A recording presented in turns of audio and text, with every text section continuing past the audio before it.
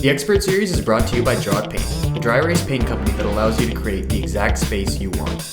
Our products are designed for performance, engineered for durability, and manufactured for quality.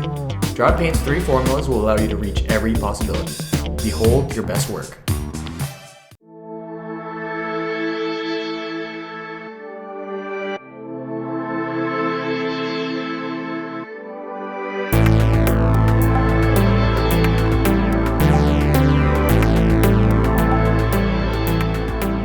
I think those were usually my favorite teachers through school, the ones that never gave you the answer but helped guide you to that answer. Yeah, sometimes it's hard though, like, because I'm like, just get to the answer already, you know, like it's been 5 minutes, why is this still not coming out of your brain? But and especially for us people who are control freaks and we want to control the situation, it's hard to let go and have that student-centered learning and it not be teacher driven.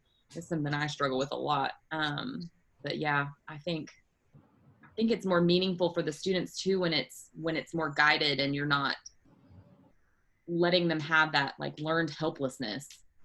Because, you know, like even the kids will come up to me and they'll be like, I don't know how to do this. Yes, you do. You know, and I asked them a question. That was one of my things my instructional specialist had said, is that her theme in the classroom was always the struggle is real and I'm going to answer your question with a question. And I try, sometimes I'm not so great at that. So I try to do that occasionally. And I think that it shows when I do it because they do get frustrated when you try it at first. They're like, I don't know what to do. And they're freaking out. But I think the more you practice it, the better they are at kind of being like, oh, okay. If that's the question, I know how to answer the question, which means I know how to answer my own question. So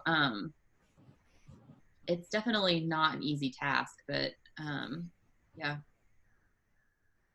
Yeah. Although you're a first-year teacher, you do have a lot of wisdom and life experience that you've learned from, you know, another career path, of course. What advice would you give to someone wanting to get into teaching, whether it's a switch of careers, they're just coming out of school, or they're just starting their student teaching? Oh, advice. Let's see. I would say if you love it, or if you think you're going to love it, try it. Because I think a lot of people, honestly, one of the reasons I was scared to be a teacher and kind of was staying away from it was because the idea of dealing with parents terrified me. And I was like, oh my gosh, what if one of them yells at me?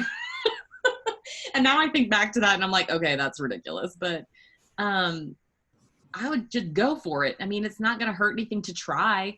And you may hate it. And you may get into your first class like I did and feel like, holy moly, why was I not doing this 8 years ago? And I don't feel like you're ever too young to start teaching. I mean, they take teachers when I know there was a lady who was in our program that was like, I want to say she was 50 something. She had grandkids and she was awesome. She was like one of the nicest ladies I've ever met in my life. And I was like, you are going to be the coolest teacher ever.